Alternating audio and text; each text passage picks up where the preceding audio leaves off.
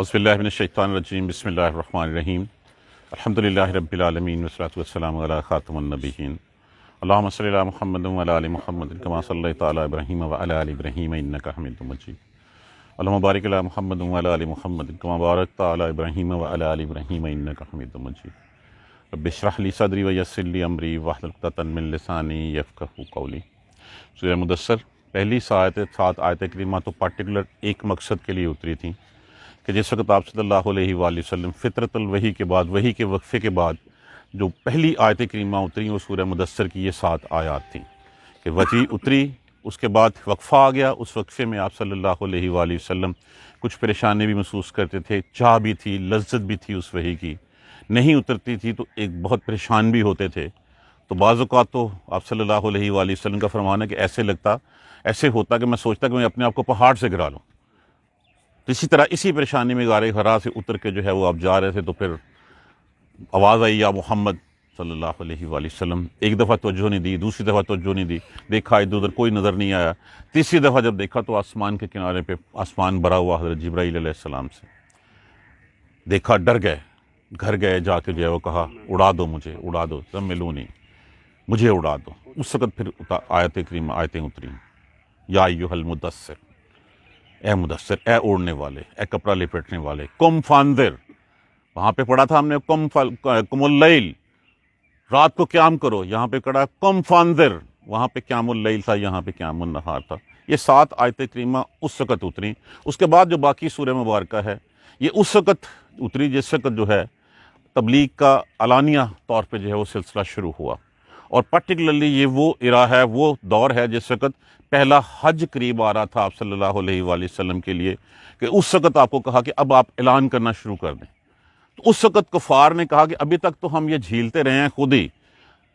اب وہ کفار تو اپنے آپ کو جو ہے وہ سمجھتے تھے، اس کا متولی بھی تھے وہ خانہ کعبہ کے، اور سب کچھ وہ سمجھتے تھے کہ ہم ہی سب کچھ ہیں اس کا، اور یہ پیغام جو سنتا ہے اسی کا ہو کے رہ جاتا ہے۔ اس پیغام نے تو جو ہے وہ باپ کو بیٹے سے جدا کر دیا، بھائی کو بھائی سے جدا کر دیا، تو اس کا کوئی حل نکالا جائے۔ ایک بیٹھک بھی ہوئی کہ ہم کوئی ایسا کام کریں کہ لوگوں کو، آنے والے لوگوں کو جو حج کے لیے آئیں، محمد کا کلام صلی اللہ علیہ وآلہ وسلم ان تک پہنچنے نہ دیا جائے۔ وہ کلام جو ہے وہ کسی کے کان میں پڑے ہی نہ، اگر کسی کے کان میں پڑ گیا وہ تو گرویدہ ہو کر رہ جائے گا آپ صلی اللہ علیہ وسلم کا۔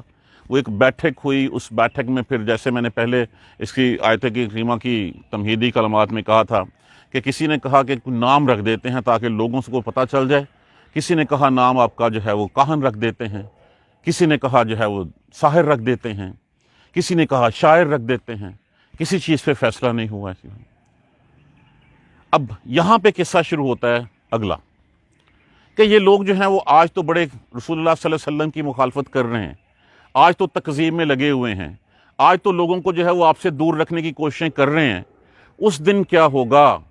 کس دن؟ جس دن فَإِذَا نُقِرَ فِي النَّاقُورِ، جس دن پھونک دیا جائے گا، پھونک ماری جائے گی ناقور میں۔ ناقور کہتے ہیں باجا، وہ نرسنگا جس میں جو اب اس کی کیفیت کیا ہے واللہ عالم۔ وہ تو ہے کہ حضرت اسرافیل کان لگا کے منہ میں لے کے بیٹھے ہوئے ہیں، جس وقت اللہ کا حکم اور اس میں پھونک مار دیں۔ اس دن کیا ہوگا؟ فَإِذَا نُقِرَ فِي النَّاقُورِ، جس دن اس میں پھونک مار دی جائے گی۔ نام اس کا مادہ کیا ہے؟ نون کاف رے۔ فَذَلِكَ، پس وہ دن، پس یہی ہوگا، یومئذ، وہ دن، یومن اسیر، اسیر کہتے ہیں مشکل والا، وہ دن ہوگا مشکل والا۔ علی الکافرین غیر یسیر، کافروں پر وہ آسان نہیں ہوگا، غیرہ نہیں ہوگا، یسیر آسان، کافروں کے اوپر وہ آسان نہیں ہوگا۔ اسی دن کے بارے میں سورہ مزمل میں جیسے ہم نے پڑھا تھا، فَكَيْفَ تَتَّقُونَ إِن كَفَرْتُمْ، پھر کیسے تم بچو گے؟ ان کفرتم، اگر تم انکار کرتے ہو، یومن، اس دن کا، یجعل الولدان شیبا، جس دو بچوں کو بوڑھا کر دے گا، جس دن بچے اس کی ہیبت سے بوڑھے ہو جائیں گے، السماء منفطر بہ، اور آسمان پھٹ جائے گا اس سے۔ اس دن سے کیسے بچو گے؟ آج تو تم اپنے بچنے کا بندوبست کر رہے ہو، آج تو تم نے بہت 100 ہیلے بہانے جو ہے وہ اپنے لیے کر لی ہیں، اس دن کیسے بچو گے؟ کانا وعدہ مفعولا، یہ کام ہو کے رہنا ہے، یہ وعدہ اس کا جو ہے وہ پورا ہو کے رہنا ہے۔ یہ بالکل حقیقت ہے کہ یہ کام ہونا ہے۔ اصل میں ہمیں ایمان ہے، ہمیں یقین نہیں ہے اس بات کا۔ اگر ہمیں یقین ہوتا تو پھر ہم اس راہ کو چھوڑ کیوں نہ دیتے؟ اور میں بارہا عرض کر چکا ہوں کہ یقین کس حد تک ہونا چاہیے؟ اس حد تک یقین جیسے آپ میرے سامنے بیٹھے ہیں اور میں سامنے کھڑا ہوں یہ یقین ہے، ایسے ہی اس دن کا یقین ہونا چاہیے کہ وہ دن آنا ہے اور ہمیں اپنے تمام اعمال کا جواب دینا ہے۔ کانا وعدہ مفعولا، یہ وعدہ پورا ہو کر رہنے والا ہے۔ یہاں تک ہم نے جو ہے وہ کل پڑھ لیا تھا۔ اب آ جائیں آگے۔ اب یہاں پہ ایک کریکٹر کا ذکر کیا جا رہا ہے۔ ویسے تو یہاں پہ جو ہے وہ من کا لفظ لگا کے جو ہے وہ واحد کا صیغہ استعمال کیا گیا ہے، اور یہ عام صیغہ استعمال کیا گیا ہے۔ ہر اس شخص پہ پورا اترتا ہے جس شخص میں یہ صفات، یہ چیزیں جو ہیں وہ پائی جاتی ہوں گی۔ مفسرین کرام نے اس سے مراد جو ہے ولید بن مغیرہ لیا ہے۔ ولید بن مغیرہ ایک امیر آدمی، وہ جس کے 10-12 بیٹے تھے، انہی بیٹوں میں سے ایک حضرت خالد بن ولید رضی اللہ تعالیٰ عنہ بھی تھے، جس کے پاس مال دولت بہت تھی، جو مکہ کا سردار تھا اس وقت قریش کا، اس کی جائیدادیں تھیں مکہ میں بھی، طائف میں بھی، اور بڑا امیر کبیر آدمی تھا۔ اب اس کا بھی میں قصہ آپ کو بیان کرتا چلوں تاکہ اگلی آیات کریمہ میں بھی ہمیں آسانی ہو۔ اب وہ چونکہ سردار تھا، ہوتا یہی ہے کہ جب کوئی بڑا شخص کسی چیز کا قائل ہو جائے تو پھر عوام اس کے پیچھے جو ہے وہ چل پڑتی ہے۔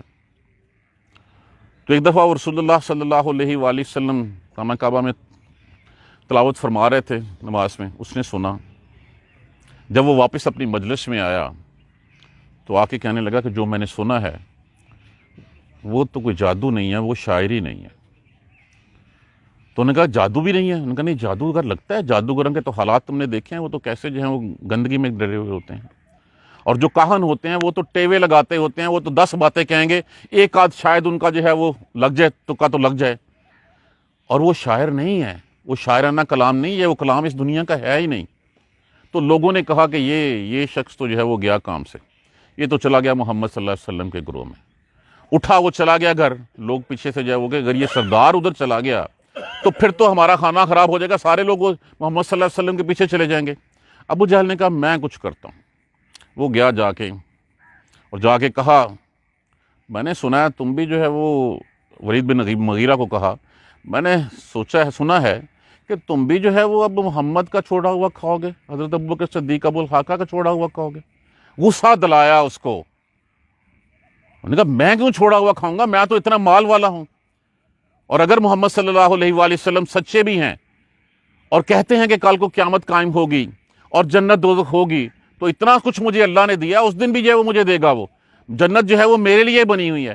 تو یہ اس پارٹیکولر کریکٹر کے آگے جو ہے وہ ہماری اگلی آیت کریمہ ساری جو ہے وہ گھومیں گی۔ ولید بن مغیرہ بھی کہا گیا ہے، لیکن ولید بن مغیرہ کو مختص کرنے کی بجائے اس وقت کے سارے سردار ہی امیر کبیر تھے، سب کی اولادیں تھیں، سب کی جائیدادیں تھیں۔ اب اسی چیز کو آج کے دور میں بھی ہم ہر اس شخص کے اوپر جو ہے وہ اس کو جو ہے وہ فٹ کر سکتے ہیں جس شخص میں یہ صفات یا یہ چیزیں جو ہے وہ ہمیں نظر آتی ہیں۔ اب انہی شخص کے بارے میں کہا گیا کہ جو تنگ کرتا تھا آپ صلی اللہ علیہ وسلم کو، جو سردار تھا ان کا، ذرنی لفظ کس سے ہے؟ وزرون سے، چھوڑنا۔ نون وقایا استعمال ہوئی یا متکلم مفعول استعمال ہوئی، چھوڑ دو مجھے، چھوڑ دیں مجھے۔ آپ صلی اللہ علیہ وسلم کو فرمایا جا رہا ہے، اللہ سبحانہ تعالیٰ فرما رہے ہیں ذرنی، چھوڑ دو مجھے، ومن خلقت وحیدا، وحیدہ وحد سے ایک، اب خلقہ اس نے پیدا کیا، متکلم کے لیے استعمال ہوئی میں نے، وحیدہ اب اسے دو مفہوم جو ہے وہ لیے جا سکتے ہیں۔ ایک تو یہ ہے کہ جب یہ پیدا ہوا تھا نا تو یہ اکیلا ہی تھا، نہ اس کے پاس مال تھا، نہ اس کے پاس اولادیں تھیں، نہ محلات تھے، نہ چودراہٹیں تھیں، اس کے پاس کچھ نہیں تھا۔ جب یہ دنیا میں آیا تو تنہا پیدا کیا تھا اس کو میں نے۔ اور اس کا دوسرا مفہوم یہ ہے کہ من خلقت وحیدا، میں نے اکیلے نے پیدا کیا اس کو پیدا کرنے میں کسی اور کا کوئی عمل دخل نہیں ہے۔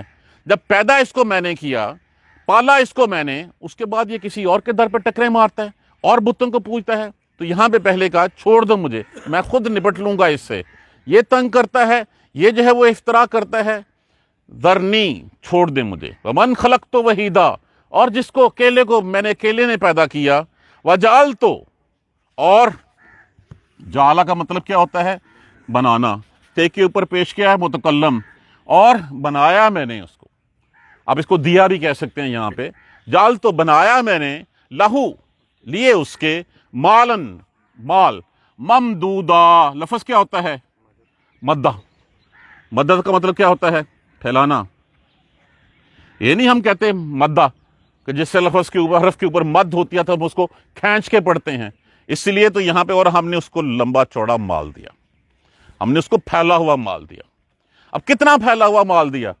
ایسے ہی ہے کہ جہاں پہ اس کی مکہ میں جائیدادیں, وہاں پہ اس کی جو ہے وہ طائف میں جائیدادیں, کہیں پہ آڑتیں اس کی, کہیں پہ جو ہے وہ بکریوں کے ریوڑ, کہیں پہ اونٹوں کے قافلے.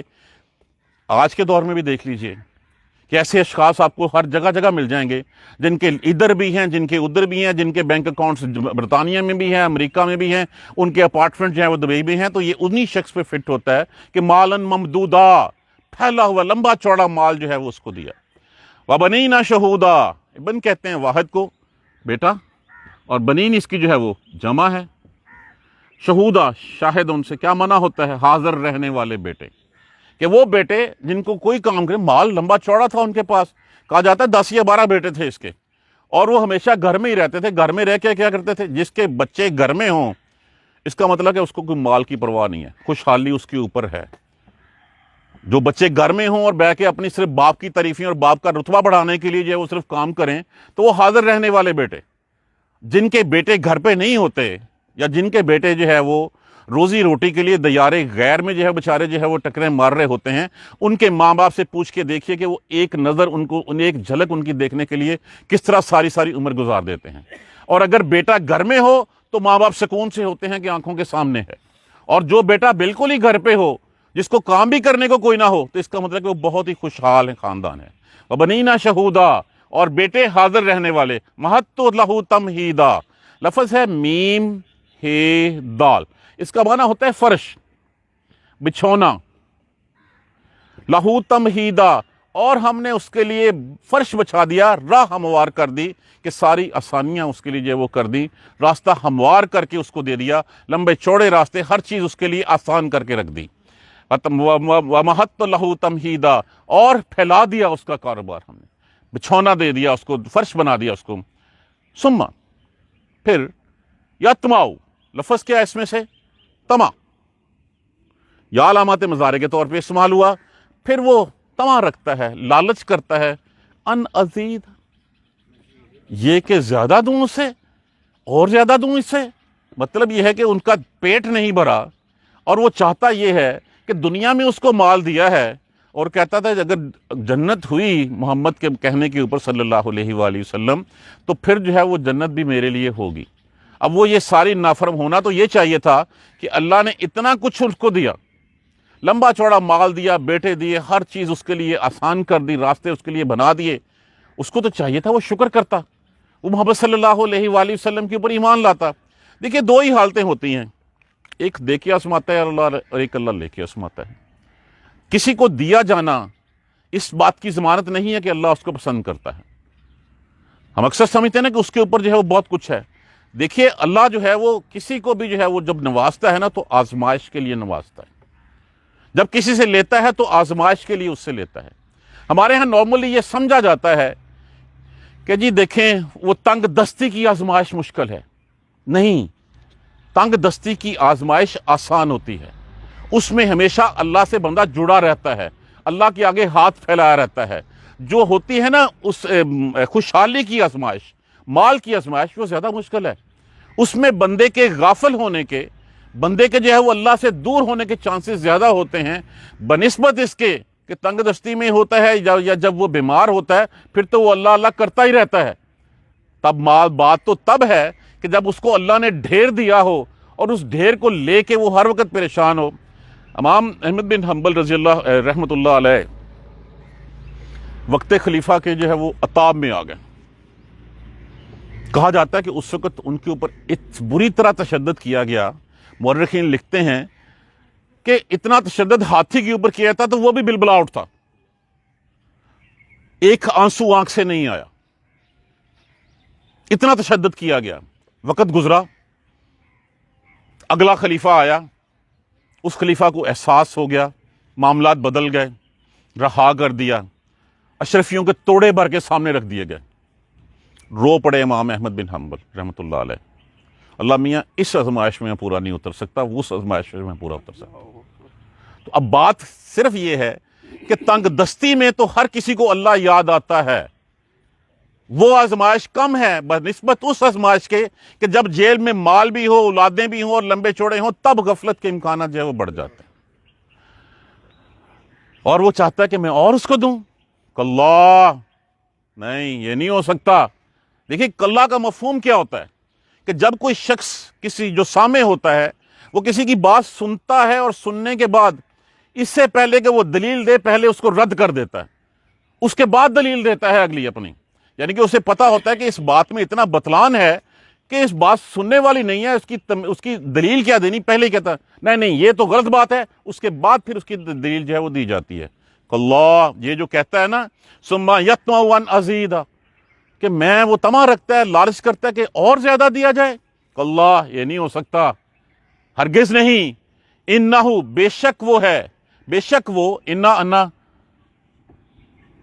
بے شک کے لیے ہو غائب کی ضمیر لگی ہوئی، کانا ہے وہ، لے آیاتنا، لیے آیتوں کے ہمارے، انیدہ لفظ اس کا مادہ ہے عین نون دال، انود ہوتا ہے دشمن جمع، بے شک وہ ہماری آیتوں کا دشمن ہے۔ یہاں پہ لے آیاتنا، آیات آیت کی جمع ہے، نا متکلم ہم کے لیے استعمال ہوا، لے آیاتنا انیدہ، ہماری آیتوں کا وہ بے شک وہ دشمن ہے۔ یہاں پہ کون سی آیتیں؟ ایک تو آیتوں سے مراد جو ہے وہ قرآن پاک لیا گیا ہے، اور دوسرا پارٹیکولرلی وہ آیتیں، کیونکہ وہ آخرت کا انکاری تھا، وہ شرک کا انکاری تھا، وہ بتوں کو پوجتا تھا، اللہ کی توحید کا جو ہے وہ انکاری تھا، بے شک وہ ہماری آیتوں کا جو ہے وہ دشمن ہے۔ سَأُرْهِقُهُ، اب اس لفظ کو کھول لیں ہم، لفظ ہے رہا کا، رے ہے کاف، اس کا معنی ہوتا ہے چڑھانا۔ سین جو ہے وہ علامات مضارع سے پہلے استعمال ہوتا ہے، اور یہ مستقبل قریب کی جو ہے وہ پیشن گوئی کرتا ہے، مستقبل قریب میں ترجمہ دیتا ہے۔ الف جو ہے وہ علامات مضارع کے طور پہ استعمال ہوا، سین علیحدہ کر دیجئے، الف علیحدہ کر دیجئے، اس کے بعد راہا کا، اور اس کے بعد پھر آگے غائب کی ضمیر لگی ہوئی ہے۔ سَأُرْهِقُهُ، ان قریب ہم چڑھائیں گے، جلد ہی۔ اب جلد ہی سے کیا مراد ہے؟ ہم تو کہتے ہیں نا اچھا کب موت آئے گی، کب قیامت قائم ہوگی، بڑی لمبی بات ہے، لمبی کہانی ہے، اور یہ اللہ کی گنتی ایسی نہیں ہے، اللہ کی گنتی میں تو یہ تمہارے چند لمحات کے لیے برابر ہے۔ جلد ہی، وہ تو ویسے بھی ہے، ادھر سے سانس نکلی ادھر جو مر گیا قیامت قائم ہوگی اس کے لیے۔ تو اس چیز کو اگر ہم مد نظر رکھ لیں، سَأُرْهِقُهُ، کہ جلد ہی میں چڑھاؤں گا اس کو، کہ جیسے ہی مرنا ہے، اور وہ مرنا کب ہے، اگلا پل ہمیں نہیں پتا کہ وہ ہمارے لیے ہے کہ نہیں ہے۔ تو یہ تو قیامت آئی کھڑی ہے سامنے، صلی اللہ علیہ وسلم نے فرمایا یہ اتنی دور ہے بس قیامت، جس طرح یہ انگلیوں میں فاصلہ ہے نا، یہ اتنی دور ہے قیامت میری بس۔ تو قیامت تو کبھی بھی آ سکتی ہے، تو کب کی تیاری کرو؟ میں نے کہا قیامت سے، موت سے ایک دن پہلے، کہ موت تو کبھی بھی آ سکتی ہے، تو کہتا پھر ابھی سے تیاری کرو۔ اب تو بات ہے وہ انگریزی میں کہتے ہیں نو اور نیور، کہ ہمیں ہر وقت تیار رہنا چاہیے، اور اچھی موت چاہتے ہیں تو ایک اور ٹوٹکا بتا دیتا ہوں، ہمیں ہر وقت وضو میں رہنا چاہیے۔ جب ہم وضو میں ہوں گے تو کم از کم پاک تو ہوں گے۔ وضو کس کے لیے کیا ہے؟ اسی اللہ کے لیے کیا ہے۔ میں ہوں، کوشش کریں کہ جب بھی وضو ختم ہو وضو کر لیں ہم پھر فوراً۔ سَأُرْهِقُهُ، یقیناً میں چڑھاؤں گا اس کو، سعودا، لفظ کیا ہے؟ سواد عین دال، اس کا معنی بھی چڑھائی ہوتا ہے، پہاڑ ہوتا ہے اس کا معنی۔ ان قریب میں اس کو چڑھائی چڑھاؤں گا۔ یہاں پہ چڑھائی سے مراد ہے ایک تو یہ بھی کہا گیا ہے کہ سودا ایک پہاڑ کا نام ہے، اس کے اوپر چڑھایا جائے گا، وہ پھسلے گا، نیچے گرے گا، چڑھایا جائے گا، پھسلے گا۔ یار میں اپنی مٹا دیا کہ ریفرنس کا میں نے سورہ اس کا کاف کا، یسلکہ عذاباً صعدا، ان قریب ہم اس کو عذاب کی۔ اب اس کا معنی یہ ہوتا ہے، اس کا معنی ہے کہ عذاب، وہ عذاب جو لمحہ بلمحہ بڑھتا چلا جائے گا، وہ کم نہیں ہوگا۔ ان قریب ہم اس کو ایسا عذاب دیں گے، اس کا مفہوم جو ہے سَأُرْهِقُهُ صعودا، کہ ایسا عذاب جو اس کی شدت ہر لمحے بڑھتی چلی جائے گی، ہر لمحے اس میں کوئی کمی نہیں آئے گی، اس میں کوئی بریک نہیں آئے گی۔ یہ کہتا ہے مجھے مال اور دو، اس مال کی بجائے، یہ تو دشمن ہے ہماری آیتوں کا۔ اب اس میں سے اس کو مفہوم کو لاگو کیجئے اپنی سراؤنڈنگز میں، اپنے اوپر۔ ہم کتنا ان آیتوں کو مانتے ہیں، کتنا ان پہ ایمان لاتے ہیں، کتنا ان کے اوپر ہمیں یقین ہے۔ اگر ہمیں یقین ہو کہ ہاں یہ اللہ کا کلام ہے، مانتے ہیں، ثواب کے لیے ضرور پڑھتے ہیں، ہم اس کو سمجھتے کتنا، ہم اس کو اپنی زندگیوں کو کتنا لاگو کرتے ہیں؟ جب بھی کوئی کام ہم اللہ اور اس کے رسول کی منشا کے بغیر کرتے ہیں، منافی کرتے ہیں، ہم انکاری ہوتے ہیں، اس کیٹیگری میں آ جاتے ہیں۔ اب خود سوچ لیں کتنے اعمال ایسے ہیں ہمارے کہ جو اعمال جو ہے وہ اللہ اور اس رسول کے احکامات کے منافی ہیں۔ تو یہاں پہ کیا کہا گیا؟ دشمن کون ہے؟ وہ جس کو سب کچھ دیا، مال دیے، بیٹے دیے، سب کچھ دیا، اور وہ ہم بھی امید رکھتے ہیں کہ جی جنت بھی ہمارے لیے بنی ہے، ہم بھی تو اسی امید میں ہیں، اور ہم یہی سمجھتے ہیں کہ دنیا میں جس کے پاس خوشحالی ہے اللہ بڑا راضی ہے اس سے۔ کسی کو دینا اللہ کی رضامندی کی علامت نہیں ہے، یہ امتحان ہوتا ہے، اور اس رزق میں اللہ سبحانہ تعالیٰ نے پتہ نہیں کس کس کا رزق جو ہے وہ رکھا ہوتا ہے، اور اللہ نے کیٹیگرائزیشن کر کے بتا دی کس پہ خرچ کرنا ہے، تم نے بتا دیا تمہیں کہ کس پہ خرچ کرنا ہے۔ تمہارے اہل و عیال ہیں، تمہارے ماں باپ ہیں، تمہارے عزیز و اقارب ہیں، تمہارے رشتہ دار ہیں، تمہارے راستے کا مسافر ہے، یتیم ہے، مسکین ہے، تو دیتے رہو گے تو اگر پانی کھڑا بھی ہو تو اس میں بھی جو ہے وہ اسمیل آ جاتی ہے، اس کے اوپر بھی کائی جم جاتی ہے، اور ویسے بھی پیسہ جب ہاتھ میں ہوگا وہ نکلے گا نہیں تو اور کیسے آئے گا؟ اگر کیپیسٹی اللہ نے تمہاری مقرر کر دی ہے کہ یہ کیپیسٹی ہے، اس کیپیسٹی سے زیادہ جا ہی نہیں سکتا اس میں، تو پھر کیا کرو گے؟ اتنا ہی رہے گا، تو خرچ کرو گے تو اللہ سبحانہ تعالیٰ جو ہے وہ اور دیتا رہے گا۔ تو کوئی بھی ایسا شخص جو اللہ کی آیتوں کا انکاری ہے، مالدار ہے، بیٹوں والا ہے، سب کچھ ہے، اپنا انجام سامنے دیکھ لے۔ یہاں پہ اس کو مختص نہیں کیا جا سکتا، لوگوں نے مختص کیا مفسرین کرام نے کہ یہ ولید بن مغیرہ ہے، لیکن یہ ولید بن مغیرہ کے ساتھ کسی بھی شخص پہ، کسی بھی عرب کے شخص پہ، آج کے شخص کے اوپر جس میں یہ خامیاں پائی جاتی ہیں، اس کے اوپر قرآن تو رہتی دنیا تک کے لیے ہے۔ یہ تو ہر چیز، یہ تو مجھ سے اور آپ سے مخاطب ہوتا ہے ہر وقت، ہم اس سے باتیں کرتے ہیں۔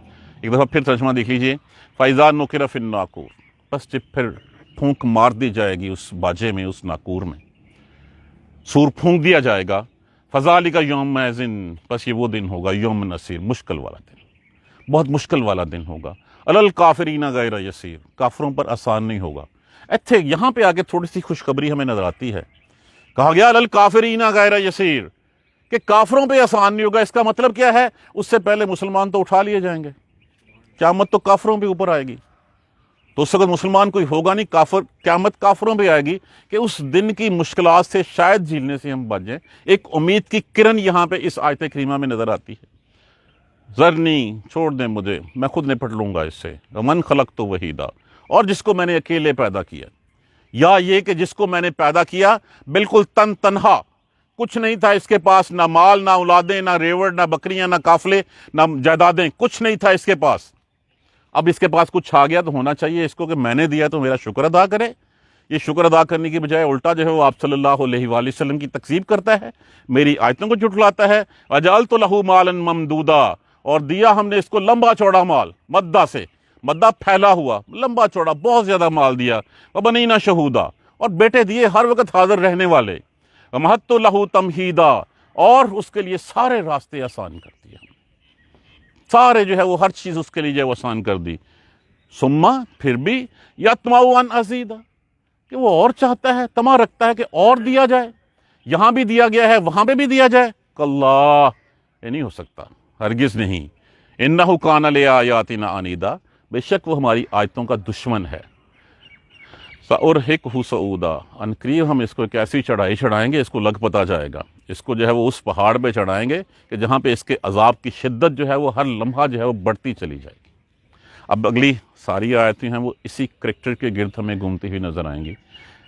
کسی بھی تفسیر میں سے اس کو پڑھ لیجئے، ویسے میں نے بریفلی بھی بتا دیا ہے کہ ولید بن مغیرہ کو ایک وہ تھا، اس کے بارے میں پڑھ لیجئے، ساری اسی طرح کے جتنے بھی اشخاص ہیں جو پیسے، کیا اسی طرح کے، کیا دو لفظی بات ہے کہ جس کے پاس مال ہے، پیسہ ہے، اور وہ اللہ کی آیتوں کا انکاری ہے، یہ ساری چیزیں اس پہ فٹ ہوتی ہیں۔ اللہ سبحانہ تعالی ہمیں محفوظ رکھے۔ جزاک اللہ خیر۔ سبحانک اللہم و بحمدک، اشہد ان لا الہ الا انت، استغفرک۔